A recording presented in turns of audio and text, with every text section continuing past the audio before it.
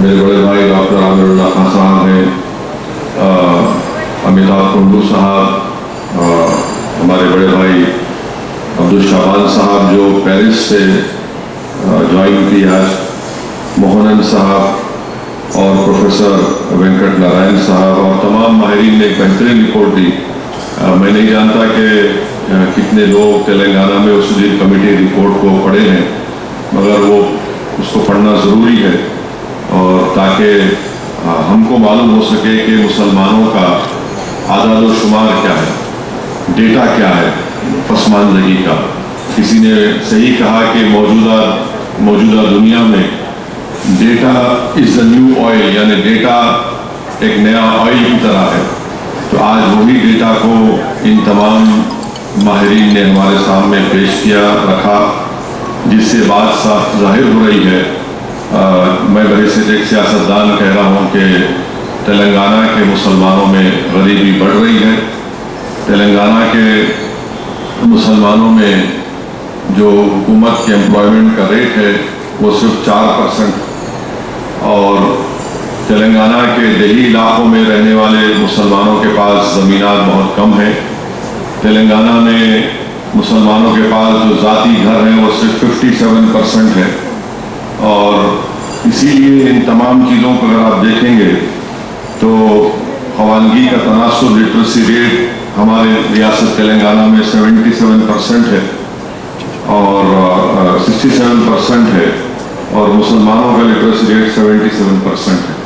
तो अक्सर फ़िरक़ा परस्त तंजीमें बार बार ये इसरार करती हैं भाई आपका 77% लिटरेसी रेट है और स्टेट का 67% है, मगर ये ऐसा नहीं है।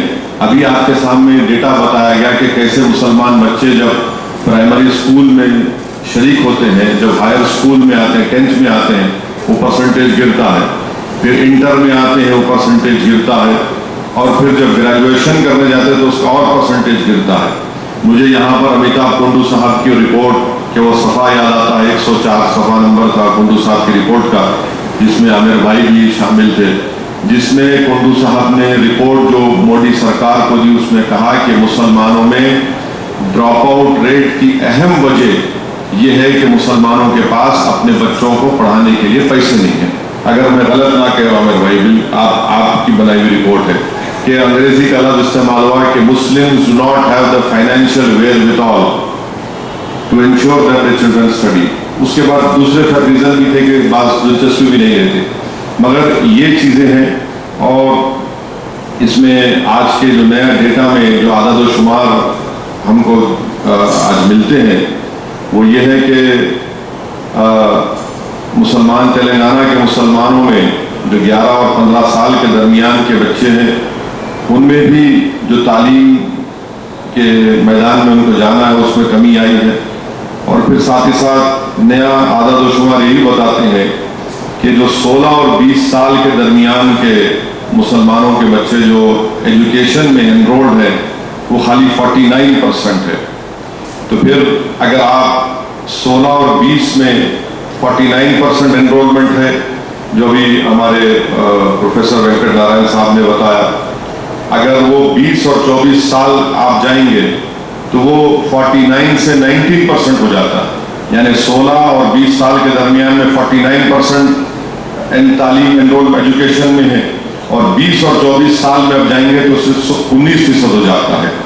और दीगर हमारे जो अक़वाम है, हिंदू कौम है और दूसरे मजहबी कौम है, इनका तनासुब मुसलमानों से बढ़कर है और मुसलमानों में कम होता है। वहीं पर एक और बात ये मालूम हुई है कि जो हमारे मुसलमान बच्चे स्कूल और कॉलेज जाते हैं वो 28% के करीब है बिलो हैं दलितों से, 25% के करीब बिलो है हिंदू ओबीसी से, और आम हिंदुओं से 40%। ये सही है, ये आप लोगों का डेटा दिया हुआ है। तो इससे आप अंदाज़ा लगा सकते कि मुसलमान तेलंगाना में दीगर मजहबी कौमों को लेकर देखेंगे तो तालीम के मैदान में हम पीछे हैं। वहीं पर आज जो डेटा बताया गया है کہ صرف 4% مسلمان گورنمنٹ جاب میں ہیں اور IAS, IPS, IFS, IRS Telangana میں صرف 3% ہے. زمین جو ایگریکلچر لینڈ کا ڈیٹا آپ نے دیکھ لیا اور غریبی کا تناسب بھی آپ کو بتایا گیا کہ قریب 9% مسلمان جو ہے تلنگانہ میں وہ BPL ہے یعنی بلو پاورٹی لائن. اور بلو پاورٹی لائن کا ڈیفینیشن ٹینڈولکر کمیٹی یہ کہتی ہے کہ 33 روپے جو دن میں کماتا ہے, جو دن میں 33 روپے کماتا ہے, تو آپ اندازہ لگائیے کہ قریب 9% تلنگانہ مسلمان BPL ہے. اور یعنی کوئی ہندو OBC ہمارے بھائی ہیں, SC ST ہیں, تو ان کا بھی اچھا نہیں ہے اور یہ مسلمانوں کا یہ موقف ہے.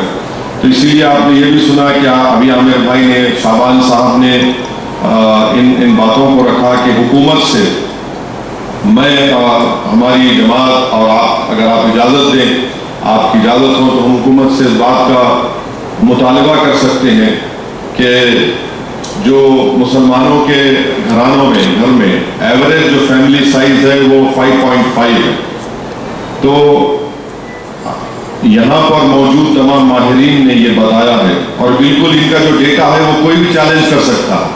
یہ ڈیٹا ایسا نہیں ہے کہ یہ آپ لوگ گھر میں بیٹھ کے بنا لیے, بلکہ اس کا امپیریکل جو انگریزی بولتے ہیں امپیریکل ایویڈنس ہے اور پورا پروف کے ساتھ اس کو بتایا جا سکتا ہے. تو تلنگانہ میں جو مسلمانوں کے گھرانے ہیں, ہاؤس ہولڈ ہیں, وہ 8,80,000.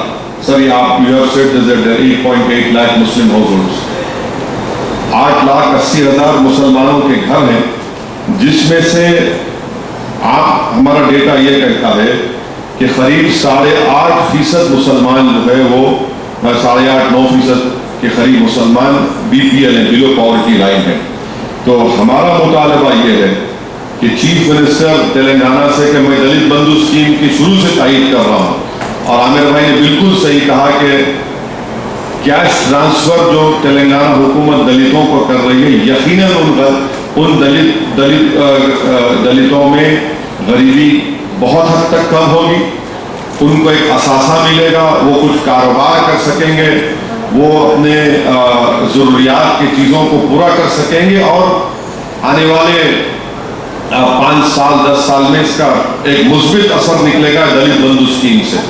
ہمارا مطالبہ یہ ہے کہ تلنگانہ کے مسلمانوں کو بھی ہماری غریبی کے اعداد و شمار کے اوپر اور ان غریبوں, ان ہاؤس ہولڈ میں جو غریب ہیں, ہم حکومت سے یہ بتانا چاہ رہے ہیں کہ کم سے کم آپ 2% جو مسلم پاپولیشن جو انگریزی میں کہتے ہیں ایبجیکٹ پاورٹی میں اپنی زندگی گزارتا ہے, مانے اگر 2% لے لیں گے تلنگانہ میں تو 18,000 گھر ہوں گے, 18,000 ہاؤس ہولڈ ہوں گے.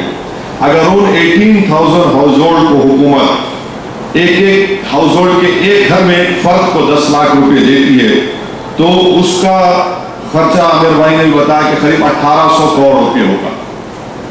بہتر تو یہ ہے کہ 2% دے, ہماری میری ذاتی رائے کہ 2% دے, مگر اگر حکومت یہ سمجھتی ہے کہ مالی بوجھ ہوگا تو کم سے کم 1% تو دیجیے آپ, وہ 1% ہوگا 900 کروڑ روپے. اور ماشاءاللہ سے حیدرآباد میں اگر حکومت زمین حراج کری, آکشن کری, آج سے 1 مہینہ پہلے 14 ایکڑ زمین حیدرآباد میں گورنمنٹ بیچی تو ان کو 2700 کروڑ روپے ملے, صرف 14 ایکڑ. اور ہم یہ حکومت سے کہہ رہے ہیں کہ آپ 10 ایکڑ زمین حراج کرو, ہمارے کو مل جاتی. اگر پیسے نہیں ہیں 2% کے لیے تو ایک بڑے اس کو کوئی لائٹر وین میں بولوں گا, یہ کوئی بڑا مالی بوجھ نہیں ہوگا. اور مجھے یقین ہے کہ اگر چیف منسٹر کے دماغ میں کوئی بات بٹھا دی ہم لوگ, تو اتنے ضدی ہے کہ جو ہو جاؤ کرنے تیار ہو جاتے ہو. تو بھی ہماری ذمہ داری ہے کہ ہم چیف منسٹر کو جا کے یہ تمام اعداد و شمار ہم دیں گے, اور اگر عامر بھائی تیار ہیں تو عامر بھائی کو بھی لے کے جائیں گے, سدھیر صاحب کو بھی بولیں گے, اور اگر شعبان صاحب پیرس سے اگر ہندوستان بھارت کو آ جاتے ہیں. ہمارا مقصد ایک ہی ہے کہ جب یہ غریبی کے اگر پاورٹی BPL اگر آپ کے لیے بینچ مارک ہے, اور تو مسلمانوں کو بھی تلنگانہ کے ان کی غریبی کی جو 1% ہاؤس ہولڈ جو BPL ہے, منیمم 1% دینا تو چاہیے 2%, اگر آپ 900-1800 کروڑ اس سے کچھ فرق نہیں پڑتا کیونکہ اقلیتوں کا بجٹ 1600 کروڑ اس مالی سال کے لیے ہے. اور ساتھ ہی ساتھ یہ ہے کہ ہم یہ بھی مانتے ہیں کہ یقیناً ہمارے ہندو بھائیوں میں بھی، چاہے وہ اپر کاسٹ کے ہندو بھائی ہوں یا OBC ہوں، ان کو ملنا چاہیے. جب دیکھیے آج امریکہ کی ایک پیو ریسرچ کی رپورٹ آئی جس میں کہا گیا کہ کووڈ کی سیکنڈ ویو کے بعد اس ملک میں 7.5 کروڑ لوگ غریبی میں آ چکے جو دن میں 120 روپے کماتے. مانے 7.5 کروڑ لوگ اس سطح پہ آگے جو صرف دن میں 120-130 روپے کماتے ہیں. تو یہ کوئی انکار نہیں کر سکتا. یہ ان بڑے بڑے بلڈنگوں کی ان کی چمک دیکھ کر، ان کا گلیمر دیکھ کر یہ میں نہیں مانتا ان چیزوں کو. زمین پہ کیا ہو رہا ہو آپ لوگ جانتے ہیں. زمین پر یہ ہو رہا ہے کہ مسلمان غریب ہیں اور کووڈ کی سیکنڈ ویو کے بعد ملک میں بہت سے لوگ غریبی میں آ چکے ہیں. اتنی غریبی بڑھ چکی ہے کہ پرائیویٹ اسکول میں فیس دینے کے لیے نہیں ہے تو گورنمنٹ اسکول میں اب بچوں کو داخلہ دلا رہے ہیں. خیر وہ ایک الگ بحث ہے. بہرحال آج کے اجلاس کا اگر آپ لوگ اس بات کی تائید کرتے ہیں تو کہ ہم متفقہ طور پر اس بات کو کہہ سکتے ہیں کہ ہم حکومت سے مطالبہ کرتے تلنگانہ کی حکومت سے کم 2% مسلم گھرانوں کو، یا اگر نہیں تو کم ضروری ہے کہ 1% مسلم ہاؤس ہولڈ گھرانے تلنگانہ کے ہیں، اس میں سے ایک فرد کو حکومت 10-10 لاکھ روپے دیا اور اس کا مالی بوجھ صرف 900 کروڑ پڑے گا. اگر 2% کرتے تو 1800 کروڑ پڑتا ہے. اور پھر اگر حکومت یہ سمجھتی ہے کہ یہ 900 یا 1800 کروڑ تھوڑا ان پہ مالی بوجھ پڑے گا، یقیناً ٹیکسز کی کمی آئی ہے جب سے GST بنا ہے، بہت پریشانی ہے. اس کو آپ حکومت 2 سال میں بھی کر سکتی.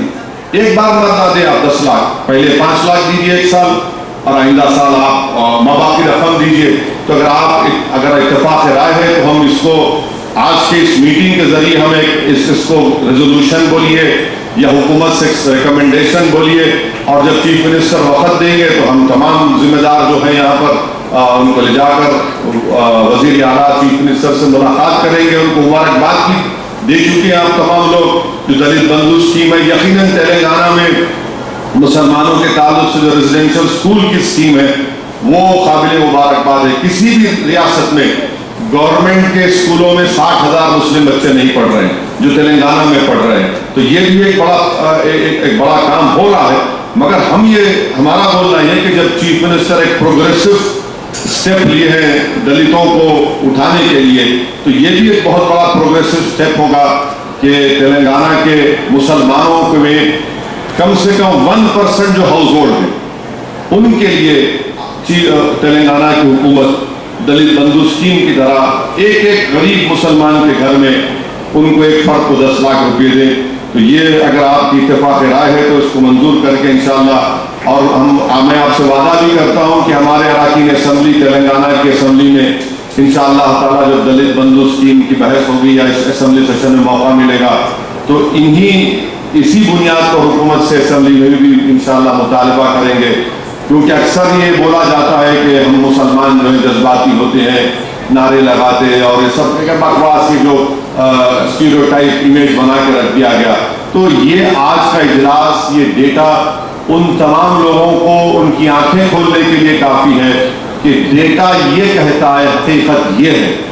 مسلمانوں کا اپیسمنٹ کبھی نہیں ہوا، نہ کبھی کوئی کرنے والا ہے. ہم صرف یہ بتا رہے ہیں کہ یہ ڈیٹا ہے، یہ ہماری کمزوری کے نشانیاں ہیں. آپ انصاف کرو ہم سے، آپ انصاف کرو اور ہم کو بھی اس معاشرے میں ایک عزت کی زندگی گزارنے کا ہم کو موقع ملے. تو میں آپ تمام کا بہت شکریہ ادا کرتا ہوں کہ آپ لوگ تشریف لائے. عامر بھائی آپ کا، سدھیر صاحب سر آپ کا، اور تمام ٹیم کا. میں ہماری جماعت مجلس اتحاد المسلمین رائے سے آپ تمام کا شکریہ ادا کرتا ہوں. اور انشاءاللہ میں اس کو آگے لے کے جائیں گے. صرف ایسا نہیں ہے کہ آج ہو گیا، مجھے یقین ہے کہ آپ تمام لوگ اس پر غور کریں گے. آپ لوگ بھی اپنی اپنی تجاویز سے ہو سکتا ہے کہ یہ صحیح ہماری تجویز معقول نہ ہو. اگر آپ سمجھتے ہیں اس کو ترمیم کرنا ہے اور اچھا کرنا ہے تو بالکل کریے. یہ ماہرین سے بھی ملاقات کریے. میں عامر بھائی سے، سدھیر صاحب سے، شعبان صاحب سے، کنڈو صاحب سے بہت سی چیزیں سیکھا ہوں اور ابھی بھی سیکھ رہا ہوں، اور جتنی میری زبان میں کڑواہٹ ہے یہ لوگوں کی ذمہ داری اس کی، کیونکہ یہ لوگ جب بیٹا دیتے تو زبان میں کڑواہٹ پیدا ہو جاتی، تکلیف ہوتی ہے، تو اگر میرے تقاریر میں اگر کچھ ہوتا ہے تو افسوس یہ ہے کہ مجھ پر مقدمے یا تنقید ہوتی، ان لوگوں پر نہیں ہوتی، تو اصل دماغ ان لوگوں کا ہے، کبھی نہ کبھی ایک دن یہ لوگ بھی آئیں گے لپیٹ میں انشاءاللہ تعالیٰ، کوئی بچنے والا نہیں ہے۔ تو بہرحال میری آپ تمام سے بہت بہت شکریہ، آپ لنچ تیار ہے، آپ پلیز لنچ کر کے پھر اس کے بعد ظہر کی نماز باجماعت مفتی خلیل احمد صاحب شیخ الجامع نظامیہ کی امامت میں نماز پڑھ کے، اور پلیز لنچ کے لیے تشریف لائیے۔ شکریہ بہت بہت، السلام علیکم۔